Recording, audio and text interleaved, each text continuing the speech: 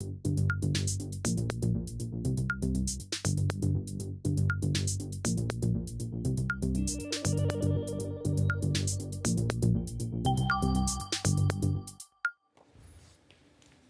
comme chaque vendredi, j'ai le plaisir d'accueillir Youssef Bouchiki. Bonsoir Youssef. Bonsoir Julien. On commence évidemment par un hommage à Jacques Higelin. Oui, vraiment triste journée pour la chanson française qui a perdu ce matin une de ses grandes figures. Alors il était vraiment aimé de tous. C'est impressionnant quand on va faire un tour sur les réseaux sociaux. Vraiment les témoignages d'anonymes abondent. Sur toutes les pages Facebook, il y a une photo d'Higelin. Et vraiment, la nouvelle de son décès a été un électrochoc parce que c'était quelqu'un, même si on n'était pas fan, on avait quelque chose avec lui, il nous racontait, vraiment très très populaire. Et j'ai envie vraiment, alors il était poète, excusez-moi, chanteur, comédien aussi, mais surtout c'était une bête de scène. On voit sur cette photo d'ailleurs qu'on a choisie. Oui, il pouvait donner, on l'a dit ce matin, depuis ce matin on le répète, il pouvait donner des concerts de plus de 4 heures. Alors je vous propose qu'on lui rende un petit hommage avec un sujet de Valérie Gagé. Tombé du ciel, à travers les nuages, quel heureux présage pour un aiguilleur du ciel. Avec son air lunaire, ses cheveux en bataille, il était comme tombé du ciel, le grand Jacques. Ceux qui le pleurent aujourd'hui le décrivent d'abord comme un amoureux des mots. Comment peut-on tomber plus bas quand j'improvise sur mon piano? Pendant plus de 50 ans, il compose une partition toute personnelle. Prévenez de ma part, mes amis nécrophages, que ce soir nous sommes attendus.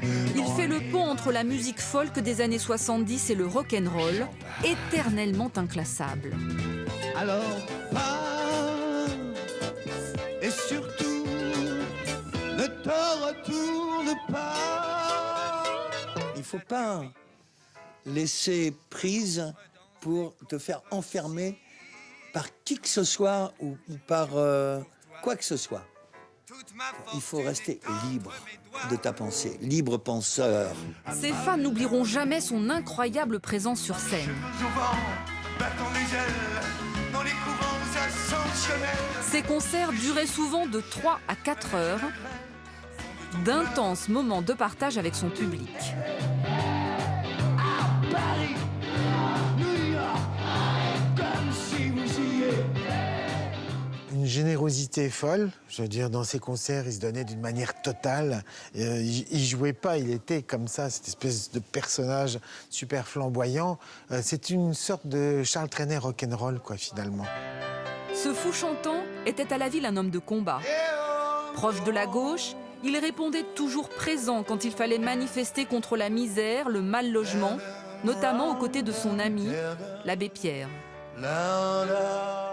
C'est pour ça que je m'insurge, parce que ça me paraît une chose tout à fait logique, normale, de ne pas rester en dehors et de dire, ouais, bon, je vois quelqu'un dans la rue, il est couché sur les grilles du métro, tant pis pour lui. Jacques Higelin était enfin le père d'une tribu d'artistes. Arthur H. et Isia chantent comme papa. Ken est acteur et metteur en scène.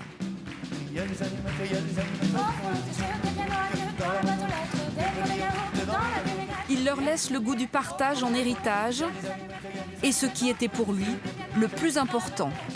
Le respect et l'amour de la vie.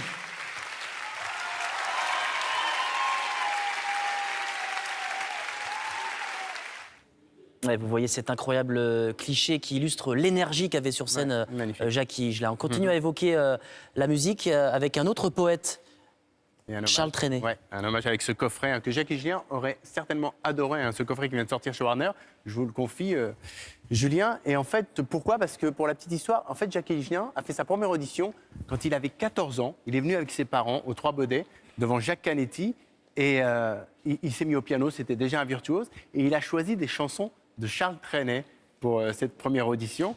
Et ces chansons qui doivent être dans ce coffret, puisqu'il rassemble 400 titres du Fou chantant, 250 remasterisés Il y a un livret de 52 pages préfacé par Charles Aznavour. Il y a des photos inédites. Bref, c'est vraiment un cadeau à s'offrir ou à offrir à tous les amoureux de la chanson française. Ça vient de sortir chez Warner. Je vous le recommande. Allez, on va monter le son pour terminer cette chronique avec un groupe de rock mythique, évidemment. Oui, alors en fait, les 40 ans de carrière du groupe Trust. Et pour l'occasion, ils sortent un 10e album et sous le label Very Records. Alors le disque a été enregistré dans les conditions du live, dans une salle de concert qu'ils ont louée sans public. Il a été mixé par Mike Fraser. Je suis sûr que ça vous dit rien, mais si je vous dis que c'est l'ingénieur du son de Metallica et d'ACDC, je peux vous dire que ça envoie du lourd dans le disque.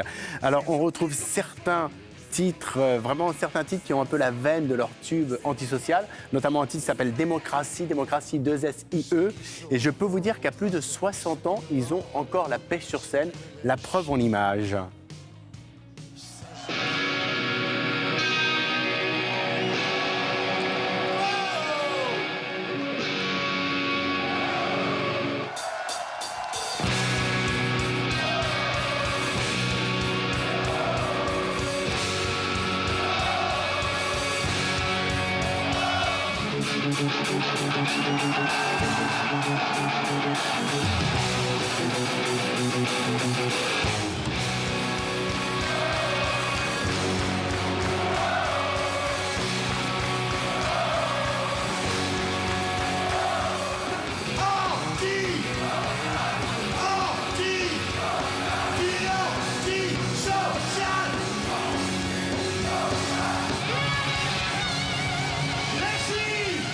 Alors le titre de l'album, Du sang dans le même sang.